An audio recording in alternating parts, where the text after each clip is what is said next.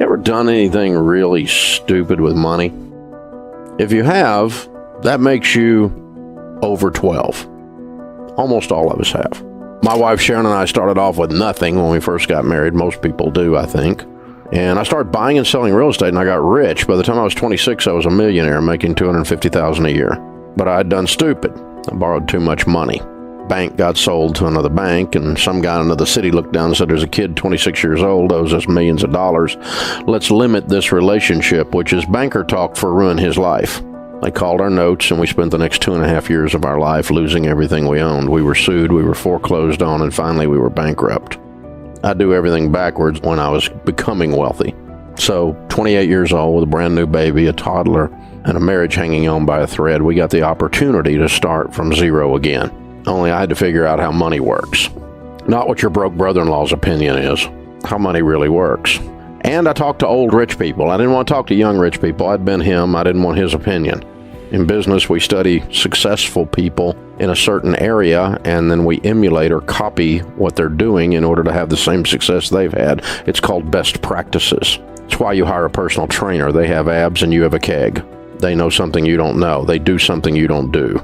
And so we learn from someone that knows something we don't know because they've actually done it, not have a theory about it.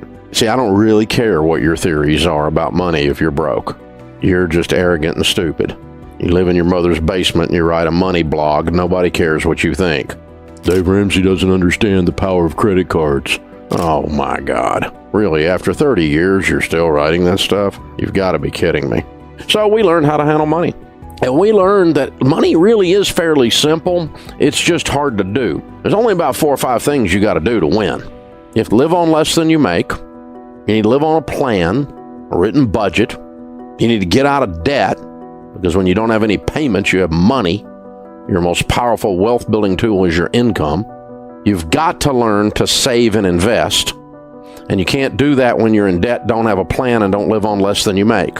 You know why people don't put money in their 401k and their Roth IRAs? Because they don't have any money, because it's all going out the door in stupid butt car payments. And Sally Mae's got her own bedroom at your house because she's lived there for so long. This is pretty simple stuff, guys. It may be primitive. It may be easy to understand, but it is very hard to do because it has everything to do with you changing your heart and the way you function and the way you live your life, and you live like no one else so that later you can live and give like no one else, because that's the last one. There's a high correlation in all of our data between people who win with money and those that are generous. Generosity is a key element in people who end up winning with money. And it's pretty simple. It's because generous people are attractive, selfish people aren't. They're ugly. Attractive people seem to get more opportunities in life. Would you agree? We all want to help someone who's attractive. I'm not talking about physically attractive, but they're likable. The person that holds the door for you versus the one that cusses you for doing it. The one that helps you pick up your groceries when they're rolling around the parking lot because the bottom fell out of your bag. That's a generous person. They might be a person who gives you some money because you're broke. You don't have money for food, or you're going through a hard time and they help you out. There's a high correlation between generosity and financial success. And it's not that financial success allows people to be generous. It's that generosity causes people to be people that are lovable, likable, more than selfish people. And they have a tendency to prosper. It's a pretty easy formula, really, if you think about it. And when you're out of debt, hey, Ramsey doesn't understand the power of credit cards. Yeah, I do. I've watched the power of credit cards destroy people's lives for years. I absolutely understand the power of a credit card. And I've watched stupid people write clickbait articles about me and other people saying how to use a credit card, the proper way to use a credit card, and credit cards are good for reward points. Yeah, I've never met a millionaire that said, Dave, you know, I made all my money with airline miles. Dave, those Discover points put me over the top. That was my breakthrough financial moment. Never met a single millionaire, and I've met with thousands of millionaires. Never met one that said that. They all say, I can't believe people fall for credit card debt. I can't believe people continue to use these stupid credit cards. It's like half the population is dying of lung cancer, and everybody's standing around going, well, I guess cigarettes kill you. Well, no kidding. Unbelievable. The credit card is the cigarette of the financial world. It used to be cool. Everybody thought it was neat, and people are catching on that it ain't a good idea. Hello. This is not rocket science, people. Live on less than you make. Becky's on Twitter. Do you literally mean beans and rice, or is that an exaggeration to make a point? Becky, you've got to be kidding me. Do you really think people doing this plan only live on beans and rice? I mean, really? Of course not. It means lower your stupid butt lifestyle and quit spending money like you're in Congress is what it means. It means quit going out to eat. You're broke.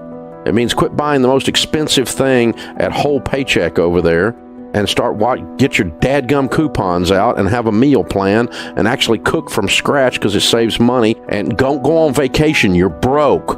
And don't buy that. You're broke. You have clothes in your closet. Stay out of the mall.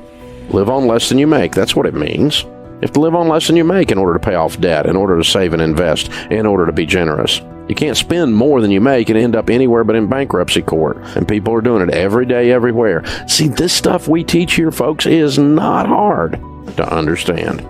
It's very hard to actually go and do it. Now, the stuff we teach here, and have for almost 30 years, is proven. It's no longer an opinion. It's not a theory. I don't agree with Dave Ramsey's advice, which would make you wrong. And I know you're writing a blog from your mother's basement and you're looking for clickbait using my name. I understand that, but you're wrong.